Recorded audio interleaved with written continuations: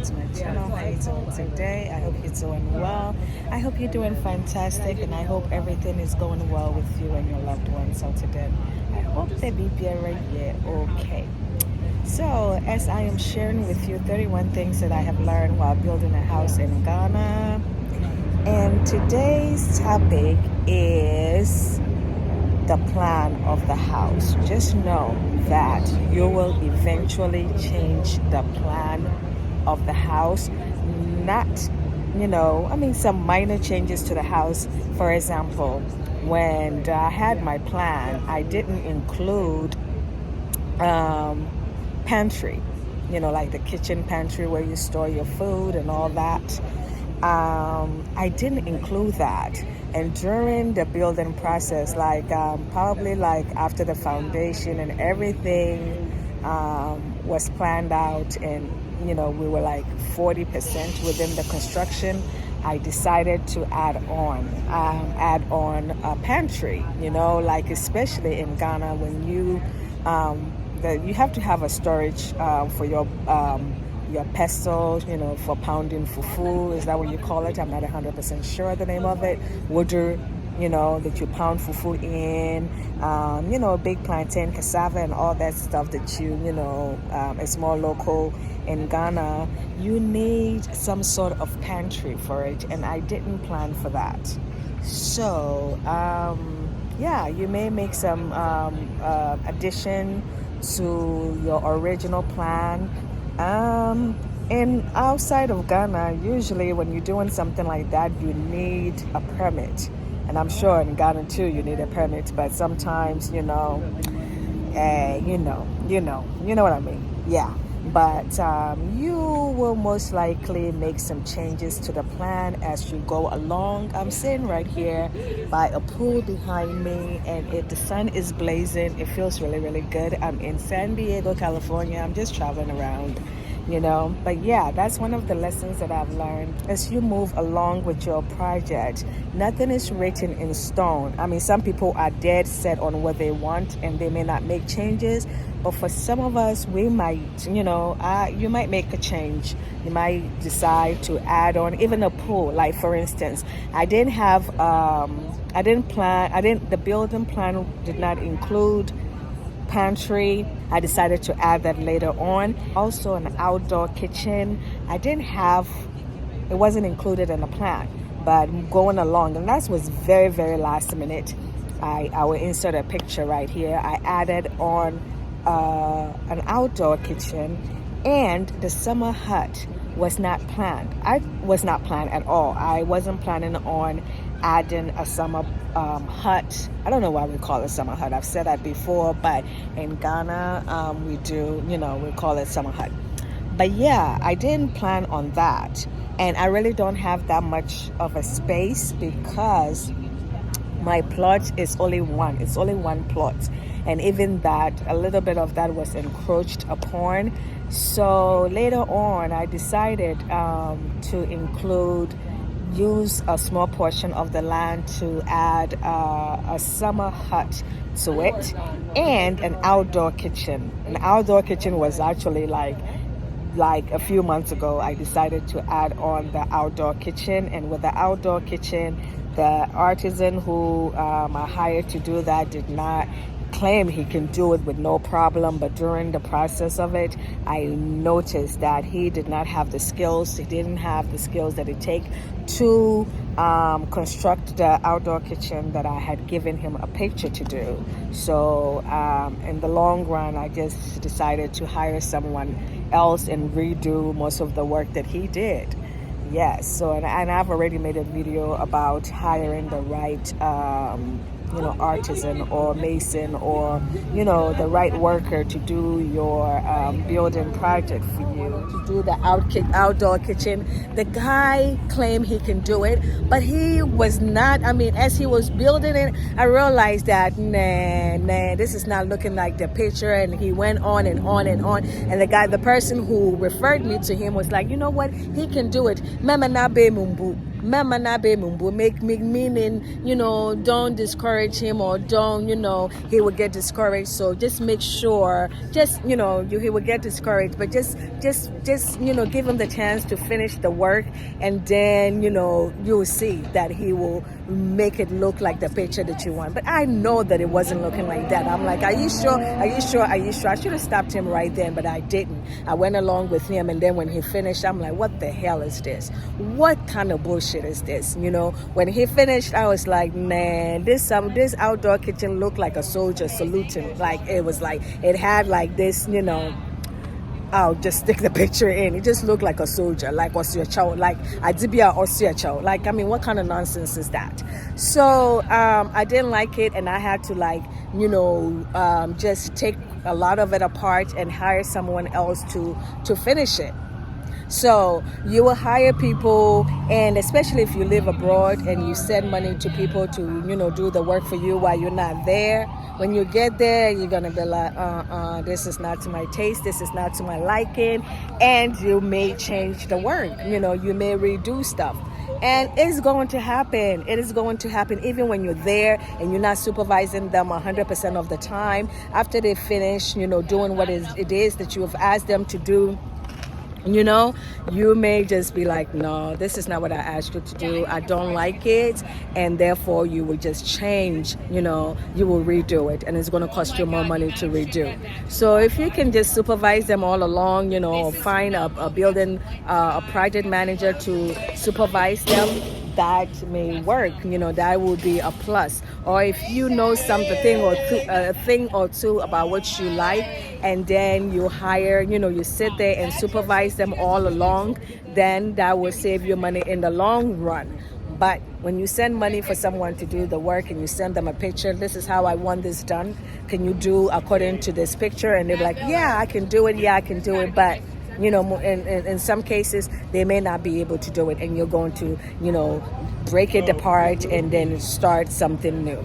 So it's almost like telling a dressmaker, a seamstress, here, this is the style that I want. And then have that ever happened to you? Like, you take your dress, or you take a picture of the dress that you want to get done, and you give it to the seamstress, and the seamstress give you like something totally different, or not exactly what you asked them to do. And then the dress is like, no, did you even take a look at the picture that I gave you? It does not look like it. This is not the style that I gave you. And they do something totally different from what you gave them. Or they think that what they have in mind is better than, what you've told them to do, what the picture that you've given them to do. They might think that what they have in mind is better without consulting you. So just know that you probably might face something like this, or someone that has faced something like this, or somebody can relate to exactly what I'm saying. You give a dress to a seamstress, this is what I want, do this. Or you even go to the hair salon and then tell them, this is the style that I want, and you come out looking like, this is what I gave you, but this is what I got. It will happen, and it will happen in the building construction, in your building project. So just know, that's some of the lessons that I have learned while building a house in Ghana. But definitely you will be adding on, unless you're a stickler to, the plan that you have. But going along, some people may add on a bedroom, may add on a parking garage, may add on outdoor kitchen, summer hut.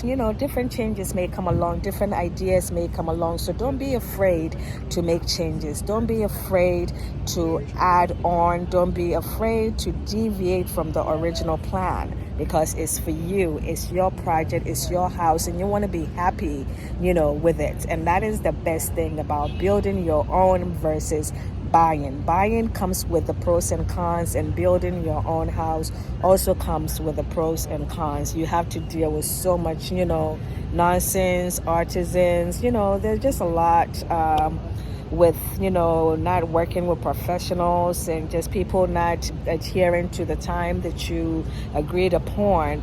So many things will come up and so many headaches, but you learn from all of that yeah, you learn a lot from it, and there's actually the reward to me is much greater than buying. Buying, of course, has its pros. Everything is done for you. You don't have to worry about registration of the plot. You don't have to worry about rules and regulations. You don't have to chase people around. You don't have the headache of like inflation and just so many things that goes into building on your own, as opposed to buying the house that has already been constructed and is free of litigation and is free of problems. However, to me, the reward to building your own house is greater than buying. But there are some pros in buying your own house as well. Yeah, so I am going to add on to this because I know that I wrote down my notes and I didn't bring my notes with me. So there are some points that I'm forgetting. I'm just chilling right here by the poolside, and the idea popped in my head like, hey, why are you sitting here? Why don't you just record a video or something? The sun is blazing, and I'm glad I'm wearing this hat because it's it's protecting me. I don't have what do you call it? Skin protection. What do you call it? Why is it slipping out of my mind? Sunscreen. I don't have sunscreen on, so I'm not going to spend too much. I'm not going to spend too much time in the sun. Yeah, the pool is right behind me. I'm actually on the rooftop. The pool is on the 5th floor, and the building goes up to 17th floor. So I'm probably going to change my location and check my notes, because I definitely know that there's something that I am forgetting to include in this video. The main point of this video is that one of the lessons that I've learned, while building a house in Ghana as a woman, or just while building a house in Ghana in general, that, the plan that you have may change. You will definitely come up with new ideas by making changes to the original plan.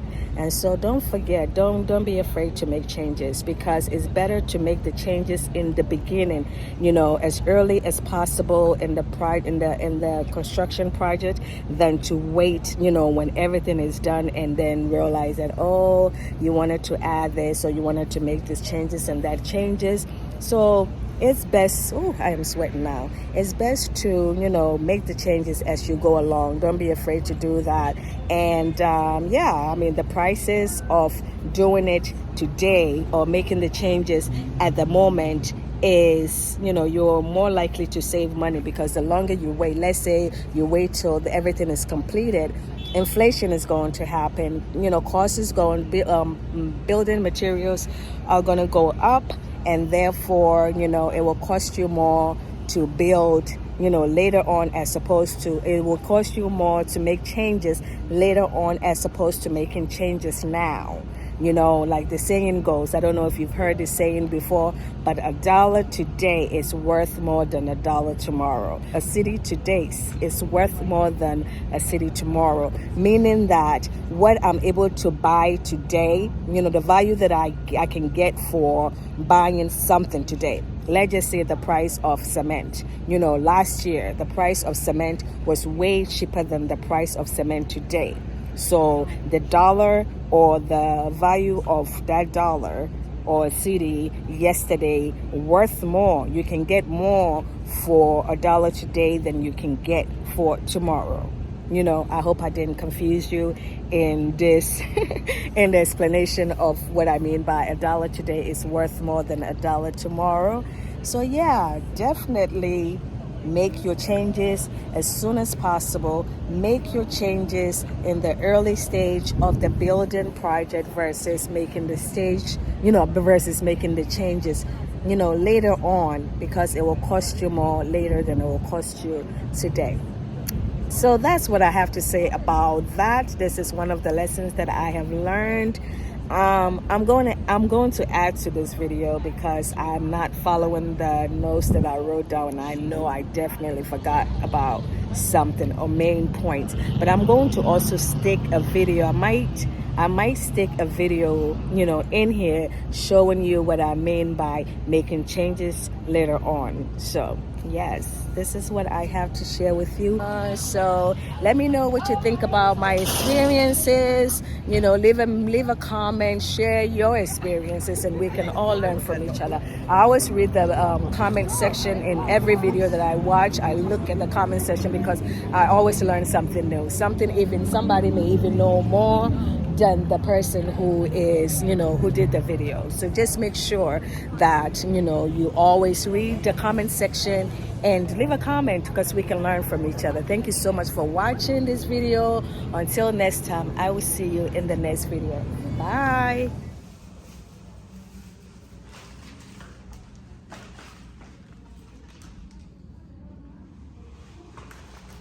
This sushi place, why didn't I call before coming?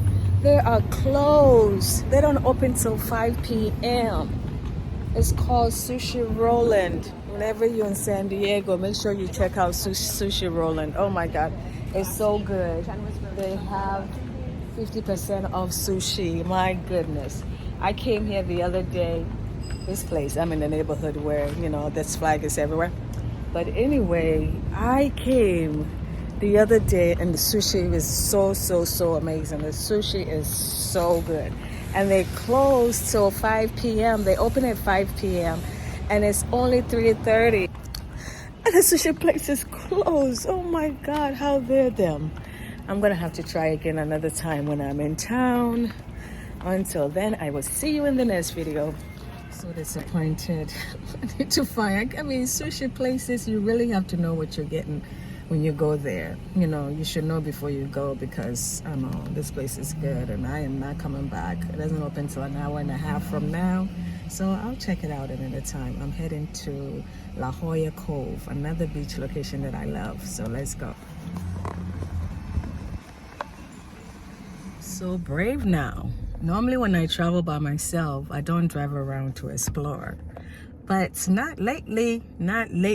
I just drive around, explore, stop at different places, take pictures, make videos that are just keep, the videos are stuck in my phone, okay? They are stuck in my phone, but one day I'll get them out. But yeah, it's not like before, but lately I explore and I'm loving it. I am loving it.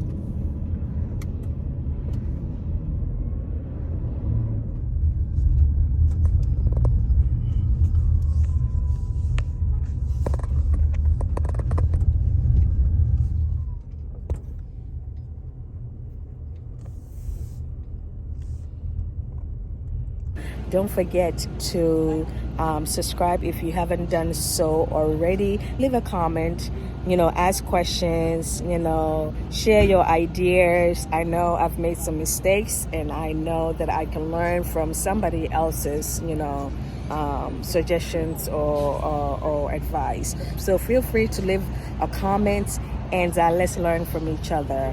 Until then, I will see you in the next video. And if you have watched up to this point and you haven't subscribed, what are you waiting on? Make sure you subscribe to my channel. Make sure you hit the notification button, and this way whenever I upload a video you will be the first to know. Until then, I'll see you in the next video. Bye.